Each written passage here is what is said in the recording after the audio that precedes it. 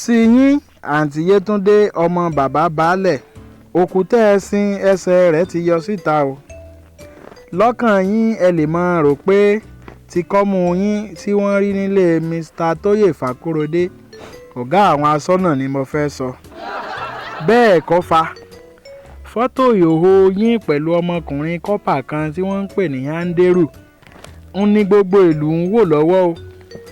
Èmi ò tí ì rí o, ṣùgbọ́n dèéfì tó rí sọ fún mi pé ṣe ni irun abẹ́ yín ta kókó bí irun orí dàda. Ó ní ẹrù tó ń bẹ lábẹ́ aṣọ rẹ́kẹrẹ́kẹ́. Àṣé kì í ṣe kọ́sítélà máa ń rí tẹ́ ẹ̀ bá ń jó. Alábàjọ náà mo sáà máa ń wọ́ndà pé ṣé kọ́sítélà tún máa ń mì ni, torí iwájú yín máa ń mì tí páìtọ̀ bá ti sọ wípé ká kí aleluya méje. Ó ṣẹ̀ṣẹ̀ wá yé mi ìdí tí Dikin Kalẹ̀jáyé fi máa ń dẹ ìgò ojú wọn sílẹ̀ láti tẹjú mọ́ yín ni tí ẹ bá ti ń jó ní ṣọ́ọ̀ṣì. Èmi gan ò tí ì rí fọ́tò ọ̀hún o kí n má parọ́, ṣùgbọ́n mo ti fẹ́ lọ wò ó.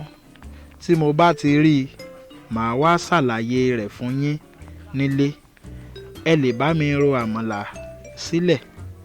Ẹ̀sìn mọ́kàn ní kí n kí yín ni mà. Tèmi ni ti yín ní tòótọ́. Ogidiolu.